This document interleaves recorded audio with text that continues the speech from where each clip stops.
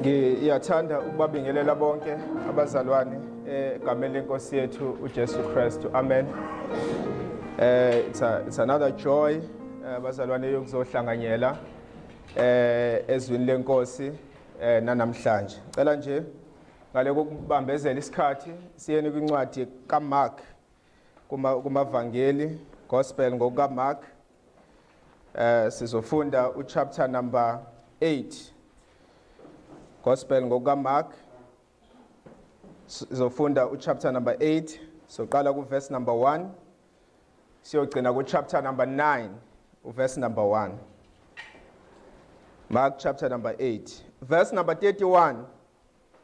Khona waqala ukubafundisa ukuthi indodana yomuntu imelwe ukuhlupheka ngokuningi, ilahlwe ngamalungu nabapristi abakhulu nababhali, ibulawe ivuswe emva kwensuku eyintathu.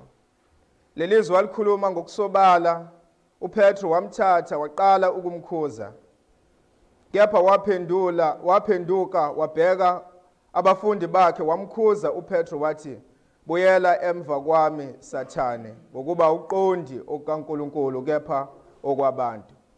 Wayesebiza isixuku nabafundi bakhe wathi kubo, uma umuntu ethanda ukuza emva kwami, makazidele athabathe isiphambano sakhe angilandele. Ngokuba ilona lo othanda ukusindisa uphila kwakhe uyakulahlekelwa yikho, kepha ulahlekelwa ngokuphila kwakhe ngenxa yami nangenxa yevangeli uyakukusindisa. Ngokuba kuyakumsizani umuntu ukuzuza izwe lonke alahlekelwe ngokuphila kwakhe na? Ingabe angakhiphani umuntu kube isihlengo sokuphila kwakhe na? Ngokuba ilona loyo onezinhloni ngami nangamazwi ami kulesizukulwane esiphingayo nesonakeleyo, nendodana yomuntu iyakuba nezinhloni ngayo lapho iza ngenkazimulo kayise kanye nezingilosi ezingcwele. Wayesethi kubo, qinisile ngithi kini, bakhona abanye kwabemi lapha abangayikuzwa ngempela ukufa baze babone umbuso kaNkulunkulu ufikile ngamandla. Cela sivale namehlo sene enkosini ngomkhuleko. Ngiyabonga uNkulunkulu ukuthi mina ongalungile unikeze ichance yokuthi ngime la uNkulunkulu wethu oyingcwele ngishumayele ngezwi lakho. Akukho nkosi ukulunga engikuklemayo okukhulu ongaphezulu kwabantu bonke, kodwa nami ngiyathemba kuJesu uNkulunkulu wethu ongcwele.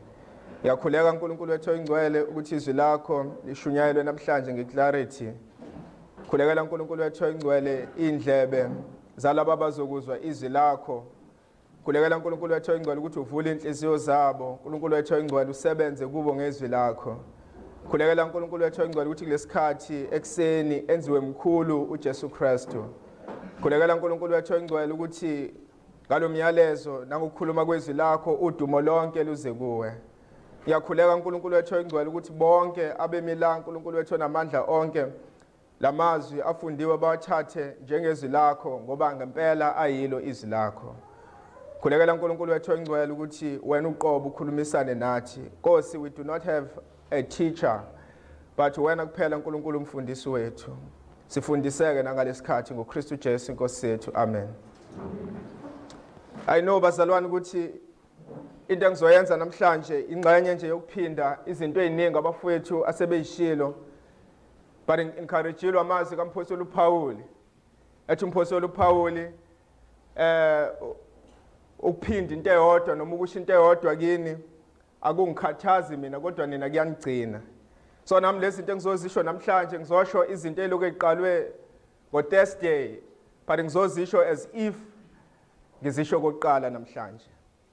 Amazwi, I really appreciate imiyalezo abafethu abasinikeze yona epointer straight kulezi zinto engizokhuluma ngazo, but adding on top of what they were saying, noma ucizelela kuloko abakushoyo, ngizophinda amazwi abo njengoba bewashilo. Amazwi angizile ukuzokhuluma ngento entsha noma uqala ukuyizwa, ngizokhuluma ngalo myalezo omdala osowuzwile isikhathi eziningi Kodwa ngizokhuluma ngawo namhlanje ngesimo sokuthi umyalezo kumele uwuzwe, umyalezo futhi obalekile, umyalezo othi mawuzwile kumele futhi uresponde kuwena. Bazalwane, masikhuluma ngeBhayibheli, iBhayibheli inomyalezo owodwa. iBhayibheli atsilo maybe incwadi yezitori, istory sika Abraham, istory sika David, istory sika Mose. iBhayibheli atsiyo incwadi yezitori, but linomyalezo owodwa, and umyalezo walo usuka kuGenesis uziyofika kuRevelation, and lo myalezo layo umyalezo wensindiso. Lani defense noma into ekumele abazalwane noma wonke umuntu ayazi ukuthi mangifunda iBhayibheli angifundi nje izitori noma ama stories athile, but ngifunda ngomyalezo owodwa, and umyalezo owodwa umyalezo wensindiso uNkulunkulu eveza kusuka kuGenesis kuze kuyofika kuRevelation. LeBhayibheli likhuluma ngokuthi uNkulunkulu wadala abantu ababengonile, abantu ababe honest noma abantu ababelungile kuye. Labo bantu labo bamhlubuka uNkulunkulu, bawuhlubuka umyalelo kaNkulunkulu noma umthetho kaNkulunkulu, benza ngokwabo, benza ngentando yabo. And uNkulunkulu trying to save nation, wakusindisa isizwe esisodwa noma wakhetha isizwe esisodwa ekuyisizwe uIsrael, ukuze ngoIsrael asindise izizwe zonke zomhlaba. Only find out ukuthi naleso sizwe leso samhlubuka uNkulunkulu. But manje umyalezo iBhayibheli selikhuluma ngawo, lithi uNkulunkulu usebuyisana nabantu bonke ngendodana yakhe uJesu Kristu. Usebuyisana nezizwe zonke, kuqala kulabo abakhethile njengesizwe sakho kuIsrael, bese ebuyisana nabo bonke abantu bomhlaba ngendodana yakhe uJesu Kristu. And uNkulunkulu kunezivumelwano azenze nabantu mawufunda iOld Testament. Isivumelwano sokuqala osibona kuGenesis chapter number 12, isivumelwano uNkulunkulu asenze noAbraham, leso sesibiza ngokuthi Abrahamic covenant. Kuleso sethembisa uNkulunkulu wathembisa uAbraham izwe, wathembisa uAbraham isibusiso, wathembisa uAbraham inzalo. Balezo zethembisa ayigcwalisekanga kuAbraham, azigcwalisekanga kwindodana kaAbraham uIsaka, azigcwalisekanga kuJakobe, azigcwalisekanga even kumadodana wonke kaJakobe awu12. And uNkulunkulu agcina ngaleso sethembiso kuphela, waphinde wenza isethembiso noDavid, lesisibiza ngokuthi Davidic covenant. Esifunda ngaso kuSamuel, 2 Samuel chapter number 7. La khona uNkulunkulu ethembisa khona uDavid umbuso ongunaphakade ozoza ngenzalo yakhe. Leso sivumelwano leso asigcwalisekanga kuSolomon, asigcwalisekanga kuwonke amadodana kaDavid. Ngale kwaloko into esitholayo, sithola kukhona ukona kumadodana kaDavid, kukhona ukuhlukana kuIsrael, kube khona uIsrael wasenorth noIsrael wasesouth. Sithola uIsrael uthathu uyothunjwa eBhabhiloni ngenxa yolaka likaNkulunkulu obeluphezu kwaIsrael, uIsrael ongaphendukanga. Ngamanye amazwi izwe lonke lakaIsrael belibhekile libuka ukuthi ngabe ziyogcwaliseka nini zethembisa uNkulunkulu akhuluma kuAbraham, nezethembisa uNkulunkulu ayikhuluma kuDavid. Bebebuka becinga, bebheka kwihistory ukuthi ngabe kuyogcwaliseka nini lokho. Bebelindela uMesaya obezokuza ukubakhulula embusweni wabaRoma bese emisa umbuso kaDavid emhlabeni. Bebembuka bembhekisisile, kukhona abafika bezibiza ngayo uMesaya kodwa bengaqualify, beloke bebukile njalo belindela uMesaya obeza kuzwa. uNkulunkulu amthembisa kuDavid, uNkulunkulu amthembisa ngoAbraham. Manje ke bazalwane masifunda iNew Testament, lokho esikubiza ngokuthi ama-gospel, igospel kaMark, igospel kaLuke, igospel kaJohn, igospel kaMateyu, sibona ababhali besilethela umyalezo owodwa. And umyalezo wabo kuprova ukuthi lo uJesu enimbona enyameni uyena uMesaya iBhayibheli elikhuluma ngaye. Uyena lo belindelwe, uyena lo wezethembiso, uyena lo iOld Testament ebeyibuka kuyena imlindele ukuthi uzokuza. But angizile namhlanje ngizokhuluma ama-gospel wonke, ngizokhuluma ngegospel eyodwa esibiza ngokuthi igospel kaMark, la sifunde khona uchapter number 8. Le gospel igospel ke emfishane noma incwadi emfishane kuna wonke ama-gospel. Imfishane ngesimo sokuthi uMark akekho interested kuma stories. Asimbone khuluma maybe ngokuzalwa kaJesu, ukukhula kaJesu, asimbone khuluma ngazo zonke lezo zinto ngesimo sokuthi uMark ube nepurpose eyodwa noma ube nenhloso eyodwa, and inhloso kaMark bekukushumayela ivangeli. He was preaching the gospel. Ube yipreacher, ubefuna ubashumayeza, ubefuna ukuveza ivangeli. And one of my reasons why ngichoose namhlanje ukushumayela ngegospel kaMark ukuthi angizile namhlanje ukuzokhuluma ngestory, namhlanje ngizoshumayela ivangeli. That's why I decided ukuthi konke ama-gospel ekhona ebalekile nezinto ezibalekile ngoJesu nezinto nezifundiso ezibalekile enako konke. I just decided to choose le gospel kaMark. And yesterday it was confirmed ngime lapha kunobhuti oqhamukayo ophethe iwayini uyaphuza and uthi kumina yazi namhlanje kwenzakaleni ngithi mina kwenzakaleni uthi uJesu wahlupheka kaPilato ukhuluma ngazo zonke lezi zinto esifunda ngazo eBhayibhelini. But lezo zinto kuyena ziyitori azikwazi ukumlungisisa ayikwazi ukumsindisa because indlela eyifika ngayo kuyena ucabanga ukuthi ziyitori njengezinye izitori. But this is a reality. Message le ekumele silethe kumuntu nomuntu as a preaching. Ngamamazwi umunye umyalezo.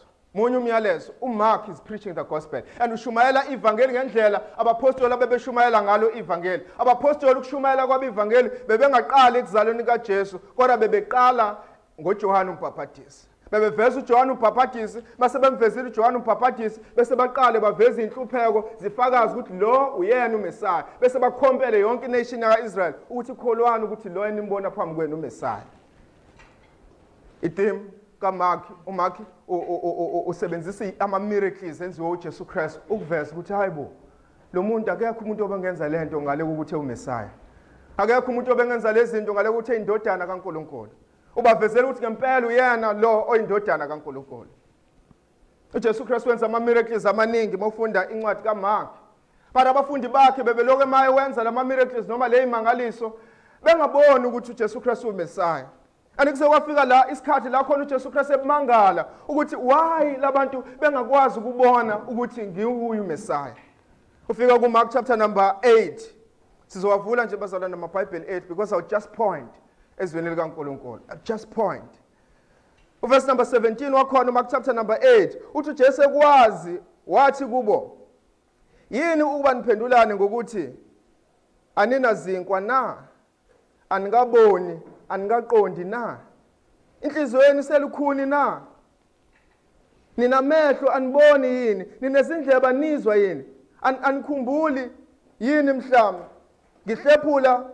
ngihlephulela abayizinkulungwane ezisihlanu izinkwa ezisihlanu ukuthi nabutha iziqabetho ezingaki ezigcwele imvuthuluka na bathi kuye 12 mhlazi isikhombisa kwabayizinkulungwane ezinye nabutha amaqoma amangaki agcwele imvuthuluka na bathi sikhombisa wathi kubo anikaqondi na. Ngaba zonke le imangaliso bekade bengizenza ukuze nikholwe ukuthi ngiwuMesiya. Lezi zinto bengizenza ukuze nikholwe ukuthi ngiyiyona inkosi ebelindele. But yindaba aniqondi na? Ngaba mazimani ibuka lezi zinto nibuka kanjani and understand aniqondi na? Ngaba uJesu Christ wafika kwiphone la khona ethi stop. Ayikho into engizoyenza manje noma ayikho into engizoyenza into engifuna ukunibuza ukuthi aniqondi yini ukuthi lezi zinto engizenzayo ichaza ukuthini kulena na. I believe bazalwane ukuthi even kule conference maybe isikhathi sokuthi stop and understand ukuthi lo myalezo uthini na. And understand aniqondi yini na ukuthi lo myalezo upointa kubani lo myalezo uphakamisa bani lo myalezo ukhomba kubani na. Kwakuleso sikhathi la khona uJesu Christ ethi no more manje aniboni yini ukuthi yini le ngiyenzayo na. Kanti uJesu Christ uthatha ngomfanekiso engicabanga ukuthi umfanekiso osaqhubeka nokwenza imangaliso but ochaza isimo sabo labafundi indlela abebelibuka ngayo iqiniso bekhula ngayo kwazini iqiniso. Verse number 22 bafika eBhesayida base beletha kuye impumputhe bamncenga ukuba iphathe. Wayibamba impumputhe ngesandla wayiholela ngaphandle komuzi wafela amathe emehlweni ayo wabeka izandla phezukwayo wayibuza wathi ubona utho na? Iyabheka yathi ngibona abantu ngibabona behamba kungathi izihlahla. Verse number 25 khona waphinde wabeka izandla phezukwamehlo ayo yabhekisisa yasinda yabonisisa konke. Indlela la abafundi bebekhula ngayo as uJesu Christ ezimangaliso bebeloke befinyelela kancane ukumbona ukuthi ubani. But bebefana nalempumputhe koqala amehlo aba bevalekile kwesibili amehlo aba beloke evuleka kancane kwesithathu amehlo abo they started to see bakwazi ukumbona ukuthi lo ubani. But uJesu Christ ufika isikhathi la khona ebabuza a very direct question Ngamamazwi angisezuzenza imangaliso, angisezuzenza zonke lezi zinto. Abantu bathi ngingubani na? Ngamamazwi this is a store. Ngenza imangaliso because imangaliso bengizenzela ukuthi nikwazi ukubona ukuthi ngubani. But manje let me just ask you a straight question. Ngingubani? A very direct question. Umbuzo lo obawuqonde ngqo kubafundi bakhe. Angaphezulu ukuthi umbuzo obawuqonde kubafundi bakhe, umbuzo oqonde kuwo wonke umuntu. Ubani uJesu Kristu na? Ubani uJesu Kristu na? Ngabe ile ndoda yabonakala igitshelwe igibela imbongolo ukuze nathi ngephasika sithathe umfundisi wethu simbeke embongolweni njengoJesu na? Ngamamazwi ubani uJesu Kristu? This is a direct question. Verse number 27, uJesu wayesephuma kanye nabafundi bakhe wayemzini yaseKesariya Philip. Base esendleleni wababuza abafundi bakhe wathi abantu bathi ngingubani na? Bamtshela bathi uJohane uMbhaphatisi, abanye bathi nguEliya, abanye bathi ngomunye wabaprofeti. Wayesebabuza ethi nina nithi ngingubani na? uPetro waphendula wathi kuye, wena unguKristu. Wabalisisa ukuba bangatsheli umuntu. Many answers, one question. Impendulo eningi umbuzo wodwa. Indlela abambuka ngazo eningi umbuzo wodwa. But into ngifuna siyazi nakuba ziningi impendulo but iyodwa impendulo right. Nakuba ziningi indlela abambuka ngazo but iyodwa indlela right. Nakuba emaningi ama understanding but iyodwa understanding. This is very straight bazalwane. Especially la khona sikwazi ukuma khona sidefende khona ukuthi hayi mina esontweni lami uJesu simbuka kanje. Mina esontweni lami uJesu simvuwa kanje. Noma thina esontweni lami senza kanje. Nakuba ekhona wonke ama opinions akhona but iyodwa right answer right. U2 + 2 4. Iyodwa answer right. Awamaningi ama opinion, miningi imbono, ziningi indlela zokucabanga. Mina ngicabanga kanje, mina ngibona kanje, mina ngifuna kanje, mina ngifisa kanje, but iyodwa indlela right. Namanje njengoba sikhona la ziningi indlela esicabanga ngazo, ziningi indlela esibuka ngazo, ziningi indlela esibuka ngazo ngenkolo, ziningi indlela esibuka ngazo ngamakhosi, ziningi indlela esibuka ngazo ngezulu, ziningi indlela esibuka ngazo ngokuphila kwinguna phakade, ziningi but iyodwa right. Umbuzo omkhulu uthi sithola phi le right? Sithola ngokuthi sifunde izwi kaNkulunkulu, sithola ngokuthi silalele uNkulunkulu uqobo, sithola ngokuthi silalele ukuthi uthini uNkulunkulu. Lo unguKristu. Lo unguKristu. Akasiyo uJohane, akasiyo uEliya, akasizo zonke izinto abebezisho. Lo uyinkosi. Lo uyinkosi. Emva ukuthi bekushilo lokho uJesu Kristu wabona ithuba lokuthi okay. Njengoba sebekushilo lokho, awuthi ngiqaleke manje ngikhulume ngokuthi lenkosi izomisa kanjani umbuso wayo. Lenkosi izomisa kanjani umbuso. Njengoba senibonile ukuthi nginkosi. Nginkosi ebeyilindelwe, nginkosi ebezakuza. Lenkosi izomisa kanjani umbuso wayo. And uJesu Kristu banika impendulo eyodwa and iyona impendulo engifuna sihlale kuyona namhlanje. Le mpendulo ithi umbuso kaNkulunkulu umiswa ngenhlupheko. Umbuso kaNkulunkulu umiswa ngenhlupheko. Umbuso kaNkulunkulu umiswa ngenhlupheko, umiswa ngenhlupheko zenkosi. Inkosi yalomuso bekumele ihlupheke eqala. Umiswa ngenhlupheko zalabo abazoyilandela inkosi. Inkosi uqobo kumele ukuthi ihlupheke, yilabo abazoyilandela inkosi kumele bahlupheke ngoba umbuso kaNkulunkulu umiswa ngenhlupheko. Namhlanje ngifuna ukusebenza nami kwi-thin line ubrother Nhlakanipha besebenza kuyona ukuthi sikhuluma ngani masikhuluma ngalokho, sikhuluma ngombuso noma sikhuluma ngensindiso. But sikhuluma ngento eyodwa because insindiso ungena embusweni. Ukukholwa egameni kaJesu, ukuvuma ukuthi uJesu inkosi, ukuvuma ubuso kaJesu, ungena kwisifiye la khona uJesu Kristu ebusa khona, la khona uJesu Kristu econtrola khona, la khona uJesu Kristu enamandla khona negunya khona neauthority khona. Ngamamazwi ukusindiswa kungena embusweni, kungena kwigunya likaJesu, ukuvuma ukuthi ngifuna ukwenza intando kaJesu. Ngifuna ukuhamba ngendlela zakhe, ngifuna ukwenza njengoba enza, ngifuna ukuphila ngendlela athanda ngayo, ngifuna ukwenza noma yini inkosi engitshela kona. Ngamamazwi yenye indlela yokungena embusweni ukusindiswa. Inhlupheko zenkosi. Sibuke nje verse 31. Verse 31 to verse 33. Verse 31. Khona waqala ukubafundisa ukuthi indodana yomuntu imelwe ukuhlupheka ngokuningi, ilahlwe ngamalunga nabapristi abakhulu nababhali, ibulawe, ivuswe emva kwezinsuku ezintathu. Indodana yomuntu imelwe ukuhlupheka. Inkosi yalombuso imelwe ukuhlupheka. I know bazalwane, eSouth Africa siya kuma elections la khona sizothatha khona umuntu siyombeka kwipower noma siyombeka kwiside lokubusa, siyomenza abe inkosi noma siyomenza abe umbusi. Ngesimo sokuthi indlela ababusi abamisa ngayo umbuso bamiswa ngentando yeningi noma ngokukhetha kwentando yeningi. Eminye imibuso esikhathini saphambili masibuka imibuso yakaZulu ibimiswa ngokuthi amakhosi akhona alwe izimpi. Mase elwile lezo zimpi anqoba kulezo zimpi leso bese kuleyo ndawo leyo anqobe kuyona bese emisa khona umbuso. Kodwa lo mbuso esikhuluma ngawo noma lo mbuso esizokhuluma ngawo umbuso ohlukile. Umbuso ongaphezulu kwa yonke imibuso wakwayazi, umbuso ongaphezulu kwa yonke imibuso. Uma ufunda incwadi kaDaniel, this is the everlasting kingdom, umbuso ngunaphakade. Akusiyo kuphela umbuso omkhulu, akusiyo kuphela umbuso ohlukile, but umbuso ozile ukuzokrasha noma ukuzobhidliza yonke eminye imibuso. Lo mbuso masufikile, ufikele ukuzoyikrasha noma ufikele ukuzoyenza ibe yize yonke eminye imibuso yakaba khona. Lo mbuso umbuso wasezulwini. Lo mbuso umbuso ozomiswa ngenhlupheko. Inkosi yalombuso ayizukulwa, ayizuye empili yolwa nabantu nezitha zayo, but inkosi yalombuso izohlupheka ukuze ikwazi ukumisa umbuso. Inkosi yalombuso ukuze ikwazi ukubiza wonke amadodana ombuso iwabizele embusweni izakufa noma izakuhlupheka. Izobabiza ngenhlupheko zabo. Ngesimo sokuthi inkosi yalombuso inkinga ezozi-addressa ayizile ukuzo-addressa inkinga epolitical.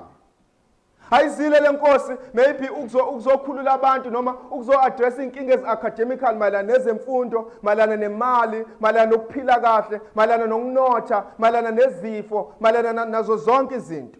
But inkinga lenkosi ezoyixazulula basezonweni and ngenxa yezono zabo abantu baxabene noNkulunkulu. Lenkinga ezoyixazulula ukuthi abantu baboshelwe ezonweni zabo. Abantu bayizigqila zesono. Isono siwumaster wabo noma isono siyinkosi yabo. And lenkosi nayo into ezoyenza izolwa nenkosi yabantu, ihlule inkosi yabantu bese yabakhipha abantu kulo nkosi ebusayo. Abantu ababuswa iyona yonke into ongayicabanga, abantu babuswa inkosi eyodwa and inkosi ebusa abantu isono.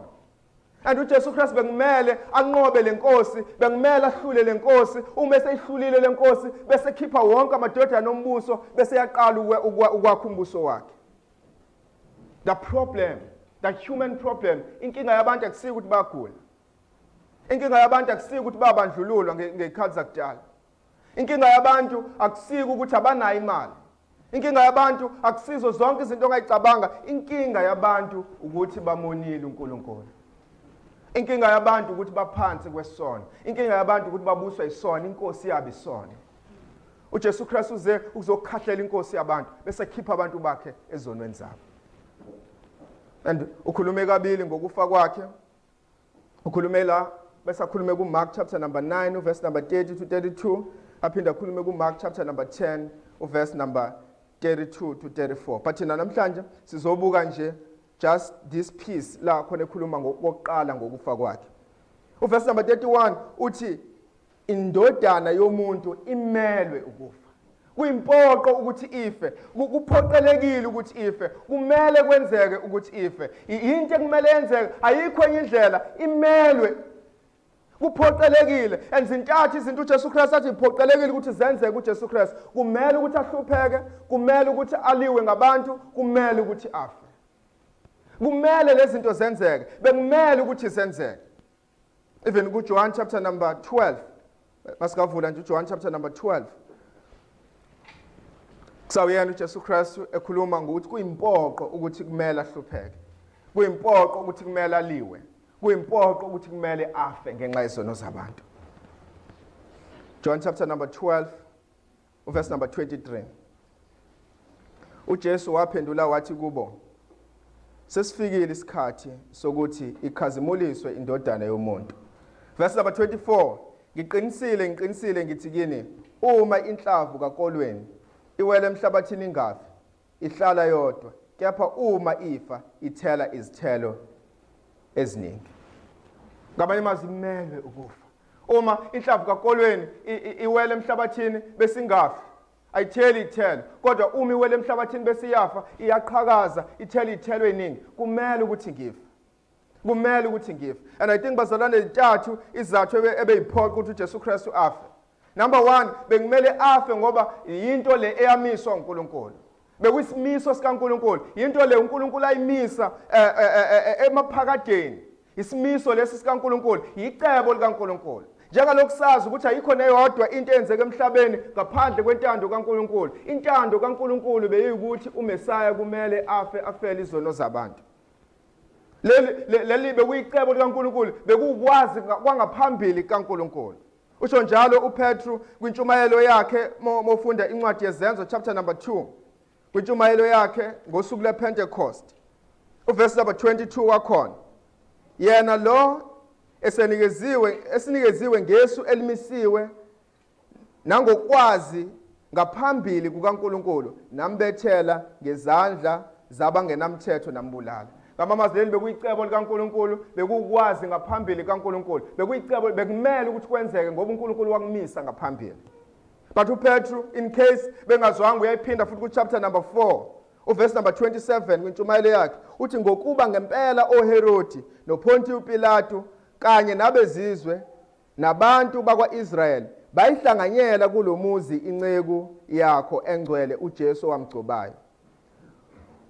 Okuza kwenzeka lokhu okumiswe ngaphambili isandla necebo lakhe ukuba kwenzeke. Ngamamazwi lokhu ukufaka Jesu bekuyicebo likaNkulunkulu, bekuyinto emiswe nguNkulunkulu, bekukwazi ngaphambili kaNkulunkulu. But kwesibili indaba uJesu Kristu athi kumele ukuthi kwenzeke. Bekumele ukuthi kwenzeke ngoba kwathenjiswa embhalweni. Yes, before ngaphambi kokuthi uJesu Kristu azazalwe ngaphambili uIsaiah waprofetha ngaye mofunda incwadi kaIsaiah chapter number 53. Waprofetha ngokufa kwakhe, waprofetha ngokuhlushwa kwakhe, waprofetha ngeinhlupho bekumele zize kuJesu Kristu. Even uMapostle Paul incwadi yabaseKorinte chapter number 15 uthi njengokwembhalo. Ngamamazwi bekumele kufezeke iprofeto ezathenjiswa ngaphambili. But this is the very important point. Why bekumele ukuthi uJesu Kristu afe? Bekumele ukuthi ahlupheke, bekumele ukuthi aliwe, bekumele ukuthi afe ukuze uNkulunkulu athande izoni. Bekumele afe, bekumele ahlupheke, bekumele aliwe ukuze uNkulunkulu athande izoni. Ayikho indlela uNkulunkulu abengathanda ngayo izoni. uNkulunkulu ongcwele, uNkulunkulu olungile, uNkulunkulu ongunaphakade, ubengayithanda kanjani izitha zakhe? Ubengabathanda kanjani abantu abawuphulile umthetho wakhe? Ubengawuthanda kanjani abantu abaweqile umthetho wakhe? Ubengabathanda kanjani abantu abebephila bengenandaba noNkulunkulu? Abantu ababenza isono, bethokoza isono bejabulela isono. Ubengabathanda kanjani? Yiyo kuphela into ebekumele uNkulunkulu ayenze kubantu bonke, bekumele abahlulele endabayise ekulahlweni kwengunaphakade.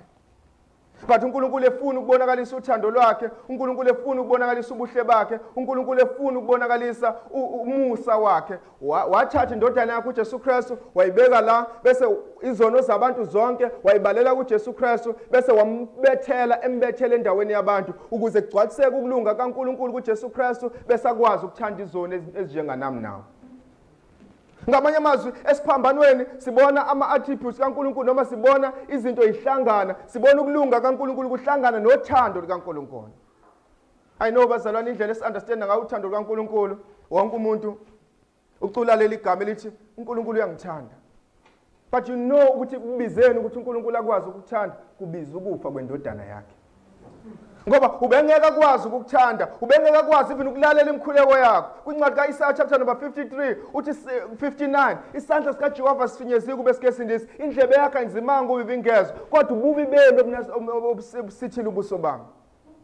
Ngamamazwi ububi bethu nezono zethu besinjengodonga ebekade zisihlukanise noNkulunkulu. Besingakwazi ukucommunicate noNkulunkulu, besingakwazi ukuba nobudlelwano noNkulunkulu, besingakwazi ukuba nerelationship noNkulunkulu ngenxa yezono zethu. Bazalwane uNkulunkulu uyasisonda isono. Akakaze asithande, uyohleza esisonda ingunaphakade.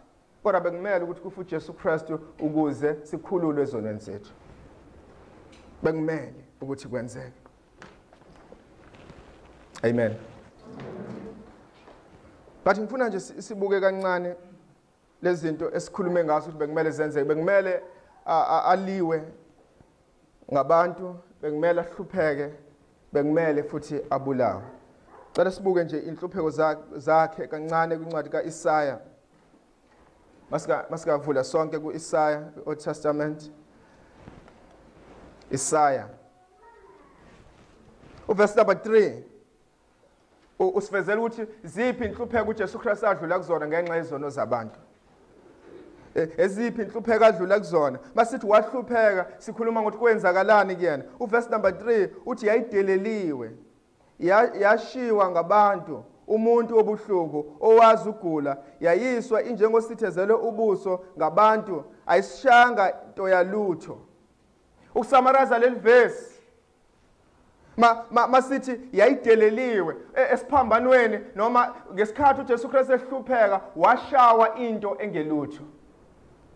Bamenza into engelutho. uJesu Kristu wahliswa ebuNkulunkulweni, wahliswa ebukhosini bakhe, wangathathwa njengomuntu, wangathathwa njengesilwane, wathathwa njengento engaphasi komuntu, wathathwa njengento engaphansi kwesilwane, waba yinto engelutho esiphambanweni.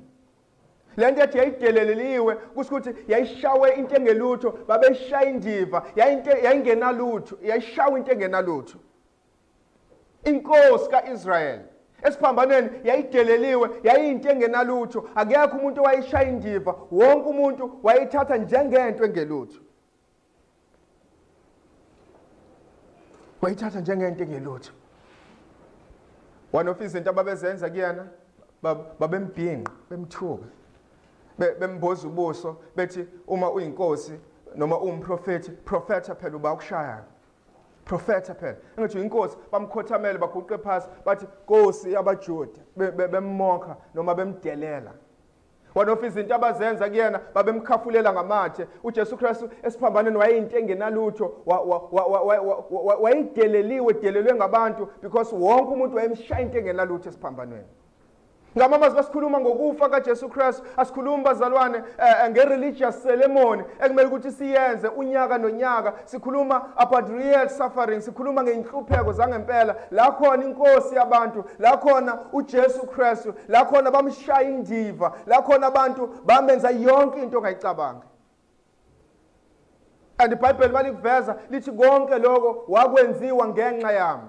Wakwenziwa ngenxa yesono sakho, wakwenziwa ngenxa yezono zabantu. Nakuba bengasitholanga isono kuyena, nakuba bakwenza konke ukuzama ukuthola ukuthi ulenzile yini icala, uPilato wathi angiliboni icala kulo muntu, kodwa bathi mbethele. Ngesimo sokuthi kwakumele ukuthi afe, ngesimo sokuthi kwakumele ukuthi ahlupheke ngenxa yezono zami nawe. Ngenxa yezono zabantu. Verse number 5 wakhona uthi yebo yalinyazwa ngenxa yeziphambeko zethu, yaqhotshozwa ngobubi bethu, isijeziso sasiphezu kwayo ukuba sibe nokuthula, nangemvimbo yayo siphilisiwe thina. A violent death, wafa ukufa kodlame, yonke into ongayicabanga yenziwe emzimbeni wakho, walinywa ngenxa yezono zethu. A real suffering kwindodana kaNkulunkulu. A real suffering. Ubuhlungu bangempela, ubuhlungu bangempela. Ngamanye bazalwana awukho umbuso ngale kwenhlupheko. Akukho ukujabula ngale kokuthi kudlule kwenhlupheko. Bekumele ukuthi adlule kwenhlupheko. Bekumele ukuthi ahlupheke ngenxa yezono zabantu. Can you pause a bit and think about this? This is not just a celebration. Wena uNkulunkulu, uNkulunkulu ethululela ulaka lwakhe endodaneni yakhe ngenxa yakho. Izono zakho zonke zibalelwe endodaneni yakhe. Can you think about that? Izono zakho zonke zibalelwe endodaneni kaNkulunkulu. Lo ngenacala, lo wazalwe engcwele, lo ngazange senze isono for 33 years, ethanda uNkulunkulu ngenhliziyo yakhe yonke, ngqondo yakhe yonke, umoya wakhe wonke. 2 times eBhayibhelini uNkulunkulu ekhuluma esezulwini, lo uyindodana yami engithokozile ngaye emlaleleni. 2 times. Bekuyinini la khona uNkulunkulu ekhuluma esezulwini kuwena ethi uyindodana yakhe ethokozile ngayo lalelo? Not even once. Not even once. Khuluma manje imicabango yakho nengqondo yakho ayikho la. Inhliziyo yakho ikude, isesonweni, ucabanga isono, ufuna isono, uthanda isono. But uNkulunkulu wa decide ukuthatha sonke leso sono, even a fake worship la khona uNkulunkulu umdumisa uzenzisa, even a fake offering la uza khona nomnikelo wakho phambi kaNkulunkulu uzenzisa, even a fake humbleness la khona uza phambi kwabantu ishaya uthobile ungathobanga, even a fake humility. But uNkulunkulu wayithatha zonke lezo zinto wayinikeza indodana yakhe, even izona esihloniphayo njengokuhleba, ukuzonda, ucabanga okubi, ufisa okubi, ukukhanuka, nazo zonke izona esihloniphayo uNkulunkulu wayithatha wayibeka endodaneni yakhe. Think about that. Once you think about that, uyakwazi ucabanga ukuthi no, this is not a religious ceremony. Akusiwo nje umkhosi la khona bonke abantu kumele bahlangane, even umuntu ongayi esontweni ngalelo langa lelo kumele aye esontweni ngesimo sokuthi ucelebrate lento the main thing noma into ekhulunywa ngayenzeka kuhisi. Lento into real, into ithi umonile uNkulunkulu and uNkulunkulu uthathe izono zakho wayibeka endodaneni yakho, washaya indodana yakhe endaweni yakho. Ngaba sinayi into eyenzeka bazalwane, nayi into eyenzeka. Uma lento ibingenzekanga asinayo inkolo, uma lento ibingenzekanga asinalutho emhlabeni, singabantu bokukhalelwa uma lezi zinto ingenzekanga. Asinako even ukuya esontweni, asinalutho ongayicabanga uma lezi zinto ingenzekanga. Ngamamazi lento into ebaleke kunazo zonke izinto ezakuzenzeka kwihistory. Zonke izinto into ekumele ihlale emqondweni wonke umuntu, iba memories ngaphezu kwazo zonke izinto ezakuzenzeka, ngoba lento into ebaleke kunazo zonke izinto ezakuzenzeka kwihistory. Ukuhlupheka kwendodana kaNkulunkulu, ukufa kwendodana kaNkulunkulu. Yangagcina ngokuhlupheka, yaliwa ngabantu, abantu ekumele bayivume bathi inkosi, abantu ekade yenza kubona imangaliso, yenza ibonakaliso, ihamba phezulu kwamanzi, yenza yonke into ongayicabanga uJesu Kristu, ifida abantu abayizinkulungwane, yonke into ongayicabanga izimangaliso ebezenza phambi kwabo, abantu bayirejecta, bathi akabethelwe. Even ama-leaders aka-Israel, abapristi, ababhali, bonke abantu bekumele bamdefend uJesu Kristu, bamvikela uJesu Kristu, bamala uJesu Kristu, bathi akabethele, mbetheleni. Wazi kwagcwaliseka incwadi yamaHubo chapter number 118, uverse number 22, athi uyitshe lanqatshwa ngabakhe. Banqaba bakhe, lento yokuthi uyitshe lanqatshwa bakhe, into ebenziwa uma kwakhiwa lithatha itshwe, lichozwe, mase libonakala ukuthi ayingeka lifithi la, bese lijijelwe le, bese kuphinde kuthathwe elinye itshe, lichozwe, malifithe, lifakwe lakhe indlu. But uJesu Kristu bamthatha, bathi uyitshe elingafanele ukuthi lingakha, balithatha balijikjela le as a rejected stone. Njengetshe elinqatshiweyo, lanqatshwa ngabakhe. But Peter masekhuluma, this is a precious stone. Lelitshe abathatha balinqaba, balala, bathatha a very precious stone. Itshe ehlukile, itshe elibaleke kunawo wonke amatshe, balithatha esikhundleni sokuthi balibeke bakhe ngalo, balithatha balilahla. Lithi namanje kulabo abakholwayo, it's a precious stone. Itshe legugu, itshe elibaleke kunawo wonke amatshe, kodwa kulabo abalinqabayo seliyinhloko yegumbi.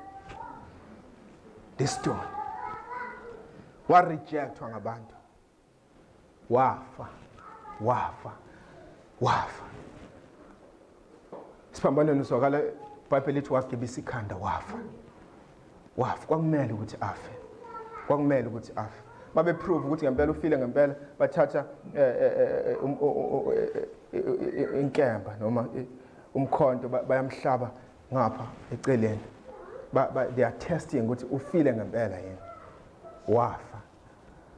Naye into efakazela ukufa kwakhe ukuthi wangcwatshwa. Bazalwana kangcwatshwa umuntu ofile. Umuntu angakuhlema vele ukuthi ufile, ayifake ebhokisini bese bamvusa kodwa angeke angcwatshwe. Yes, angakuhlema lokho, babuye bathi bazomvusa ekufeni, kade eyifakele ebhokisini bese bathi bamvusa kodwa angeke ahlale ethuneni for 3 days. Ngamamazi uJesu Kristu kwamele ukuze eqiniseke ukuthi ufile ngempela, kwamele ukuthi athathwe ayohlala ethuneni for 3 days ukuze mayevuka kwazi ukuthi ufile ngempela ngenxa yezono zabantu. He really died, wafa kwangempela ngenxa yezono zabantu. Ukuhlupheka akusiko ukuhlupheka okuncane, ukuhlupheka kodlabe, udlame olwazi lamthatha lawo ekufeni for 3 days. And ukufa kwami nawo. ukufa kwami nawe, wafela insindiso yami nawe, wafela izono zethu. Matthew chapter number 1 uthi uzokhulela uzala umntwana umqambi igama lokuthi uJesu, ngokuba uzosindisa abantu bakhe ezonweni zabo. Wazela ukuzosindisa ezonweni zethu, wazela ukuzosikhipha ezonweni zethu, wazela ukuzosimonyula ezonweni zethu. Uthi Jesu Christ kuJohn chapter number 14, mina ngindlela neqiniso nokuphila, akekho uyakubaba ngaphandle kwami. Insindiso isitholakala kuphela ngoJesu Christ. Athi alikho elinye igama elinikeziwe ebantwini ukuba bangasindiswa ngalo, igama likaJesu Christ. Athi uPaul kwincwadi yabaseRoma, bonke abokhuleka egameni lenkosi bonjani, bosindiswa. Ngamabazi wafela insindiso yethu, wafela izono zethu, wakhokhela icala lethu. Ngamabazi bazalwane, masiphakamisa uJesu, asingeni kuma-religious debate. Le nto bazalwane akusiyi debate. Le nto bazalwane akusiyi ukuthi ubani inkosi, ubani akasiyi inkosi. Le nto iwukuthi abantu bamonile uNkulunkulu, and uNkulunkulu wediniwe ngenxa yezono zabantu, and munye kuphela umuntu ofela izono zabantu, uJesu Kristu kuphela. He died for sins. Wafela izono zabantu. And le nto iprove history. Iprove yona yonke into uthi ngempela wayekhona umJuda wakwazi ukufa, and abantu abathile baklema ukuthi wafela izono zabo. And loyo uJesu Kristu. Amen. But the question, the big question, ithi lokhu kusho ukuthini kumina nawe? Le nto sikhuluma ngayo ithini kumina nawe? And leyo nto isilidela kwi-second point ekuyona esizogcina ngayo. Ithi umbuso awakhiwa kuphela ngenhlupheko zenkosi, kodwa umbuso wakhiwa ngenhlupheko zabo bonke laba abafuna ukungena embusweni. Umbuso wakhiwa ngenhlupheko zabo bonke laba abafuna ukuyilandela inkosi. Umbuso wakhiwa ngenhlupheko zabo bonke laba abafuna ukuze emva kwayo inkosi. Verse number 34. Verse number 34. Wayesesibiza isixuku nabafundi bakhe, wathi kubo, uma umuntu ethanda ukuze emva kwami, makazitshela thatha isiphambano sakhe angilandele. Zisho ukuthini inhlupheko zikaJesu Kristu kumina? I know abanye abantu bacabanga ukuthi inhlupheko zikaJesu Kristu zisho ukuthi kumele wena ube nemfundo engcono, noma wena kumele unothe, noma wena kumele ube nemali. Bazalwane, ungahlupheka kanjani wafela? There are even those statements, ungahlupheka kanjani wafela? Abantu bacabanga ukuthi ukufa kaJesu Kristu kusho ukuthi kumele ube nokuphila, ube nokuthokoza, ube necomfort, uvikeleke, ube protected. We are protected. Noma kumele ube nibe ngamasanzi ukuze emhlabeni nibe nazo zonke izinto abantu abangayicabanga. But uJesu nabafundi abakaze bakuthembise lokho. But yini abasithembisa yona? Basithembisa inhlupheko.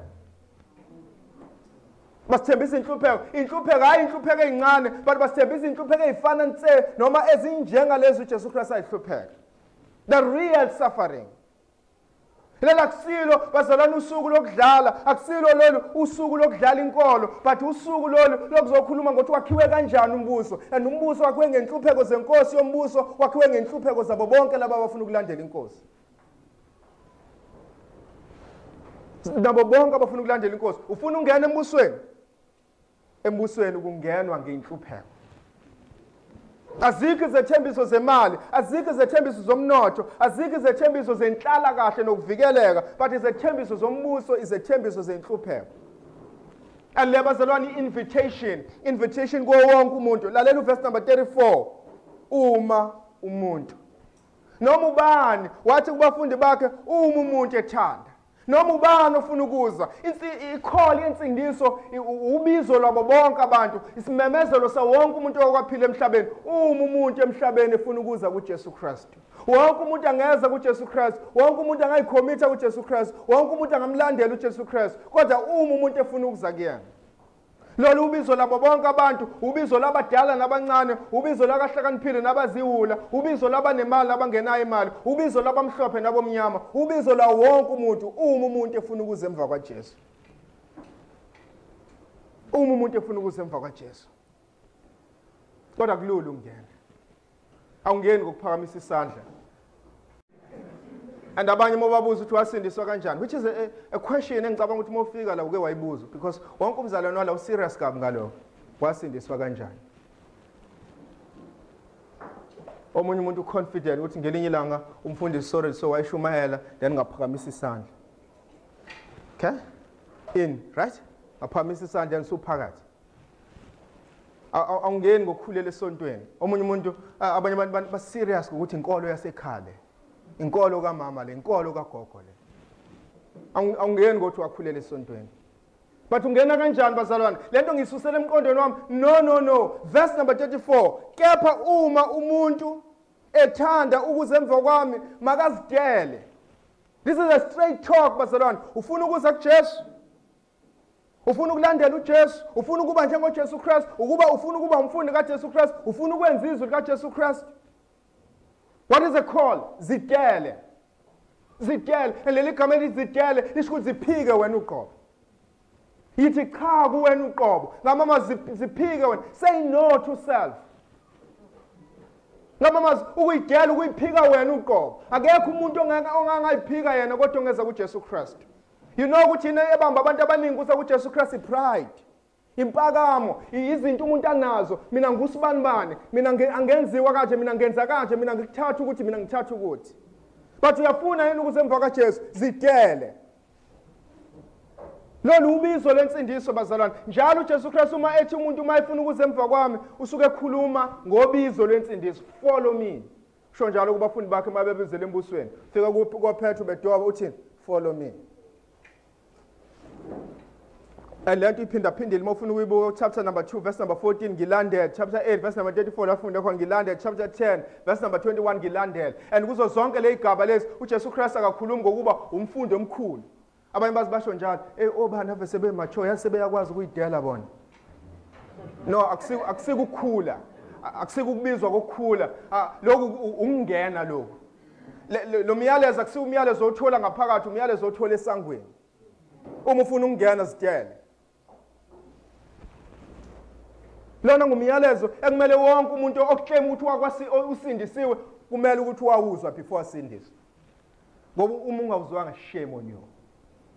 Uma ungawuzwanga lo myalezo shame on you.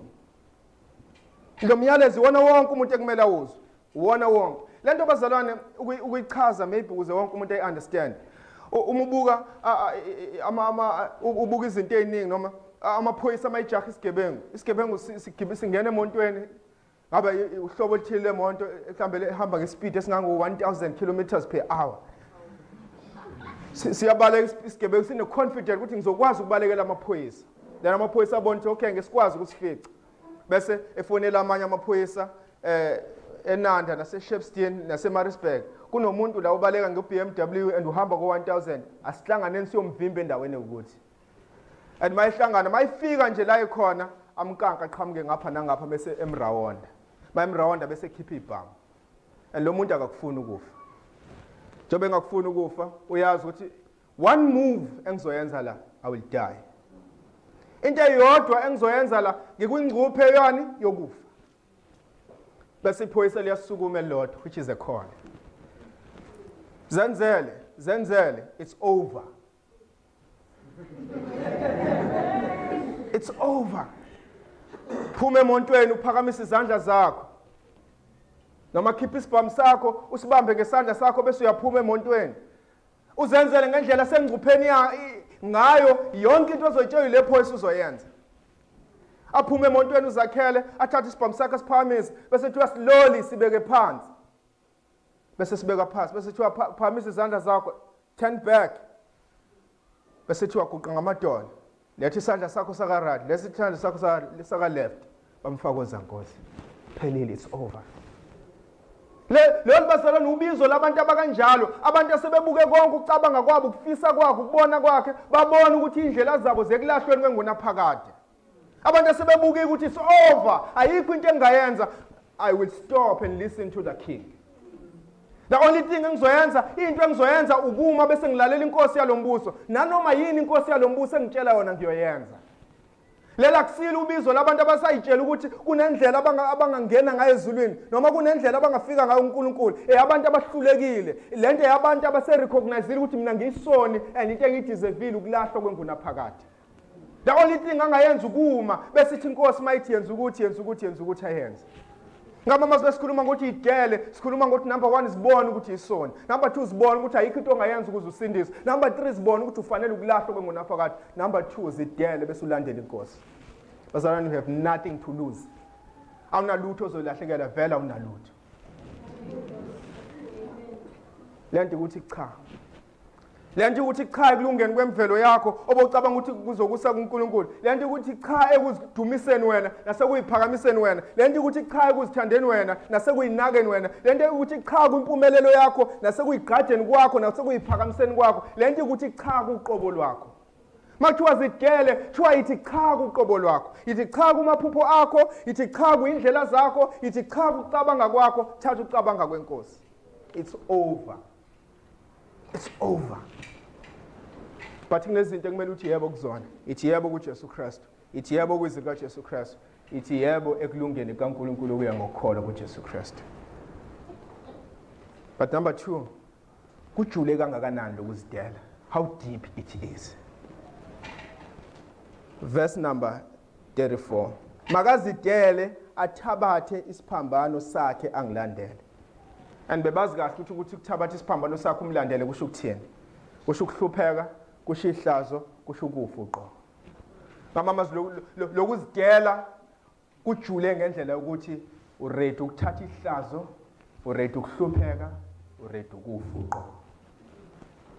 That's how deep it is. Yini wayitshela mhla uza kuJesu.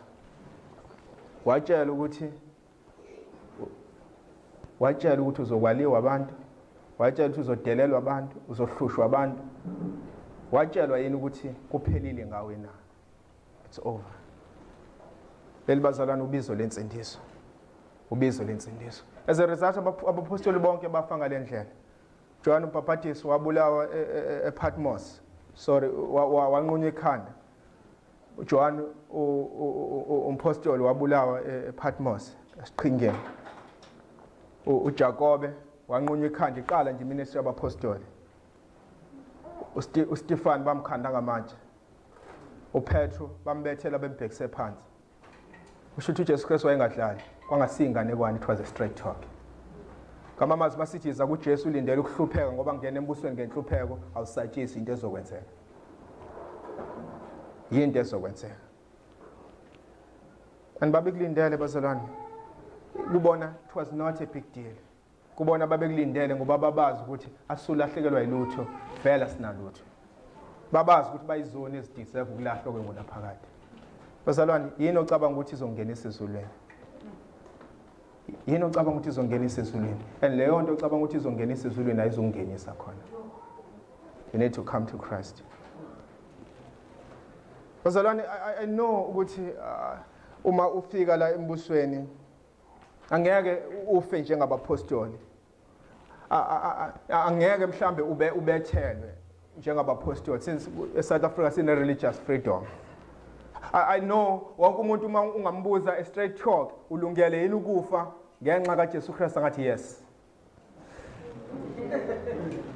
But kunezinto engifuna ukukuthembisa zona ozobhekana nazo. Uzobhekana nezimo la khona kumele ukhethe ukulalela izwi likaNkulunkulu, ukulalela uJesu Kristu noma ungalaleli izwi likaNkulunkulu. Uzobhekana nezimo la khona kumele ulandele amaphupho akho, ulandele inhlala kahle nazo zonke izinto ocabanga ukuthi uyayideserve emhlabeni noma ulandele uJesu Kristu. Uzobhekana nezimo la khona kumele ukhethe noma ukhethe uJesu Kristu noma ukhethe izwe na. Uzobhekana nezimo la kumele khona ukhethe ukuthi ukhethe inhlupheko noma ukhethe inhlala kahle yini.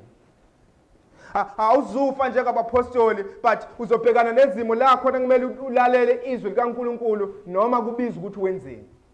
Noma kubiza ukuthi ulahlekelwe abangani bakho, noma kubiza ukuthi ulahlekelwe umndeni wakho, noma kubiza ukuthi ulahlekelwe izihlobo zakho, noma kubiza ukuthi ulahlekelwe ukuthenjwa nokuhlonishwa nokuthandwa. Ngamamazwi masikhuluma ngokuthi ubizo lokuzidela, sikhuluma ngokuthi it will cost you everything. Ngamamazwi kunezinto ozolahlekelwa izona, uzolahlekelwa izona zonke izinto abantu abayithandayo, uzolahlekelwa ifame, ingcebo, izona zonke izinto. Kunezinto ezokulahlekelwa ukuze ulandele uJesu Kristu. Uma uJesu Kristu ekhuluma ngalo libizo kuMateyu chapter number 7, mhlawumbe singavula uMateyu sithi ugijima noMateyu kancane sibuke ukuthi uJesu Kristu iziphi izinto ayishilo. KuMateyu chapter number 7 Verse number 13, ngenani ngesango elincane kodwa isango libanzi nendlela inkulu iyisekubhujisweni baningi abangena khona. Kepha isango lincane nendlela ingcingo iyisekuphileni bayingcosana bayifumana. Lolu ubizo lwesango elincane, ubizo lokungena ngesango elincane. Kunezinto ekumele ulahlekelwe izona, kunabantu ekumele ulahlekelwe yibona, kunezinto oyithandayo ekumele ulahlekelwe izona ukuze ungene ngesango elincane because awungeni nama-staffs here. Chapter number 8, verse number 18. Kwathi uJesu ebona isiqubu simhaqile wayala ukuba kuwelele ngaphesheya. Kwase kufika umbhali wathi kuye, mfundisi ngizakulandela noma uya ngaphi. uJesu wayesethi kuye, izimpungushe zinemigodi nezinyoni zezulu zinezidleke, kepha indodana yomuntu ayinayo indawo lapho ingacamisa khona ikhanda. Ngaba masimple uJesu Kristu uthi ucabanga ukuthi ngine comfort na ngina comfort. Uma ufuna ukuzemva kwami yazi ukuthi uzohlupheka. Chapter number 10 verse number 34. Ubizo lolu kaJesu Kristu verse number 34, ningasho ukuthi ngize ukuletha ukuthula emhlabeni. Angizange ukuletha ukuthula kepha inkemba. Yebo ngize ukuphambanisa umuntu noyise nendodakazi nonina nomalukazana noninazala nezitha zomuntu kuya kuba ngabendlu yakhe. Othanda uyise noma unina kangifanele, nothanda indodana noma indodakazi kunami kangifanele. Ngama lolu ubizo lokulahlekelwa ivi nabantu abakuhlozi nawe, umndeni wakhe, family yakhe, bona bonke abantu abakuthandayo. This is a real calling. This is a calling umpostoli uPaul akhuluma ngayo kuPhilip chapter number 1 verse number 21, ukuphila kimi kuKristu ukufa kuyinzuzo. Ubizo lolu Paul akhuluma ngalo kwincwadi kaPhilip chapter number 3 verse number 8, nako konke okwakuyinzuzo kimi ngikushaya indiva ngenxa kaKristu. Verse number 9, yebo ukuba ngitholakale kuye ngingenako ukulunga okuya ngokwami kodwa lokho kuya ngokukholwa kuJesu Kristu. This is a real calling. This is a real calling. So kunika isizathu ezimbili then I will pray. Indaba kumele ukuthi uhlupheke ukuze ungene embusweni. Number 1, losing temporal life is gaining eternal life. Ukulahlekelwa lokuphila okwesikhashana ukuthola ukuphila okwingunaphakade. Indaba ufuna ukulahlekelwa ukuphila kwakho okwingunaphakade ukuze uthole ukuphila kwesikhashana na? I think lo mbuzo uJesu Kristu awubuza kuMark chapter number 8 verse number 35. Ngokuba lona lo othanda ukusindisa ukuphila kwakhe uyakulahlekelwa yikho, kepha ulahlekelwa ngokuphila kwakhe ngenxa yami nangenxa yevangeli uyakusindisa. Straightforward uthi uJesu Kristu indaba ufune ukuvikela ukuphila kwakho kwesikhashana okuzabhubha na, kunokuthi udele lokuphila kwakho kwesikhashana okuzabhubha ukuze uthole ukuphila okwingunaphakade na. Ngaba this is a calling. Into ekumele uhluphekele ukuthi lokuphila kwesikhashana kunokuphila ongunaphakade okuzayo. But number 2, losing human approval is gaining Christ's approval. Ukulahlekelwa, ukunconywa ngabantu, ukuthandwa ngabantu, kukuthola ukunconywa uJesu Kristu, ukuthandwa uJesu Kristu. Verse number 38, ngokuba ilona loyo onezinhloni ngami nangamazwi ami kulesi sizukulwane esiphingayo nesonakeleyo nendodana yomuntu iyakuba nezinhloni ngayo lapho iza ngenkazimolo kayise kanye nezingelosi ezingcwele. Muna mahloni ngoJesu Kristu, one day noJesu Kristu uyoba nezinhloni ngawe. One day la khona zonke izizwe zomhlaba bonke abantu bome phambi kaJesu Kristu noJesu Kristu uyoba nezinhloni ngawe.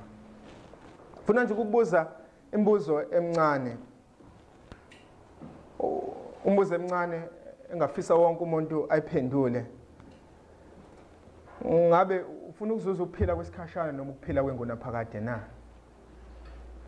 Ufuna ukuzuzana ukuphila kwesikhashana, ukuthokoza kwesikhashana, ukuthandwa kwesikhashana, ukudunyiswa kwesikhashana noma ufuna ukuzuza ukuphila kwengunaphakade na?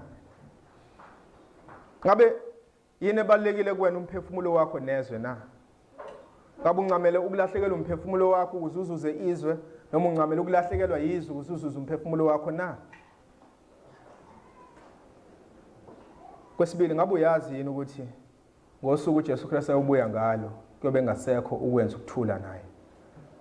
Ngabe uyazi yini ukuthi uyobe seze njengenkosi ezokwahlulela izwe, akekho noyedwa umuntu oyothi sengifuna ungena embusweni, iminyango yonke yobe isivaliwe? Ngabe uyakwazi lokho na? Mhlambe mangithi ngosuku uJesu Kristu ubuya ngalo ubona ukuthi insindiso into ekumele iqheliswe. Othi ngikutshele abanye bazothi bebuye enkonzweni zephasika lizobe livalwa isango lokungena kwabo. They will die on their way. They will die on their way. I know ibukeka njenge-threat, but we know ukuthi akekho umuntu owaziyo ukuthi uzofa nini. Uyazi ukuthi ngosuku ozofa ngalo usuku umnyango ongena embusweni uzobe uvaliwe ngalo na. Come to Christ. Iza kuJesu Kristu. Njengoba ngithi iza kuJesu Kristu, ngiyathemba uyabona ukuthi ayikho into engiyiphethe esandleni engikuthembisa yona ngoba ayikho into othenjiswa yona embusweni ngale kwenhlupheko. Kodwa iza kuJesu Kristu. Iza kuJesu Kristu ngoba iyona yodwa into ongayenza. Ayikho enye into, it's over. Mama nawe baba, it's over. Bhuti nawe sisi, it's over. Mntwana omncane kuphelile. Iza kuJesu Kristu. Uzobalekela kuphi? Ilapho la uzoya khona, ilapho la uzocasha khona. Uyazi ukuthi umubi kangakanani. Uyazi ukuthi umone kangakanani uNkulunkulu. Uyazi ukuthi uyiphula kangakanani imithetho kaNkulunkulu. But uzobaleka kuze kube nini. Mhlambe nawe uklema ukuthi usindisiwe umntwana kaNkulunkulu, but uyazi ukuthi uyazenzisa. Uzokwenza kuze kube nini lokho? Ngoba uyazi nje ukuthi kunelanga la khona zonke izona ezenziwe ecasheni ziyoveza obala na. Zonke izinto ezikhulunywe ebumnyameni ziyokhulunywa ekhanyeni na. Ngoba uyazi ukuthi kunelanga lokwahlulelwa la khona yonke imisebenzi izobe ibonakalisiwe phambi kaNkulunkulu na. Uyokwenza njani ngalelo langa? Come to Christ. Come to Christ. Come to him. Ade uma ufuna ukuza kuye iza kuyena manje. Ngiyancenga ngothando likaNkulunkulu izani kuJesu Kristu. Izani kuye obetheliwe emthini. Izani kuye ohluphekile ngenxa yezono zenu. Izani kuye olithwalile icala leni. Come to Christ. Come to Christ. Ngabe bafowethu kumele ngoba ngiklema ukuthi ngilunge kunani nonke. No, ngimela ngoba nami ngibheke esiphambanweni. Ngimela ngoba nani nginibizele esiphambanweni. Nozani esiphambanweni. Noma nifuna ukuze isiphambanweni zideleni nini uqopho nithabathe isiphambano senu nimlandele. Let us pray. Siyabonga uNkulunkulu wethu ongcwele ukuthi usivulelile indlela eyakuphileni kwingona phakade. And siyabonga ukuthi ukwazi ukuthi iza ngokukholwa kuJesu Kristu. Siyakhuleka uNkulunkulu wethu ongcwele ukuthi sengazi ukuthi inhliziyo zabo bonke abalizwile izwi lakho namhlanje ungayivulela kuwe. Ubenze Nkosi bayidele bathabathe isiphambano bamlandela uJesu. Nkosi engcwele khazimula dunyiswa uNkulunkulu kuze kube phakade. Amen.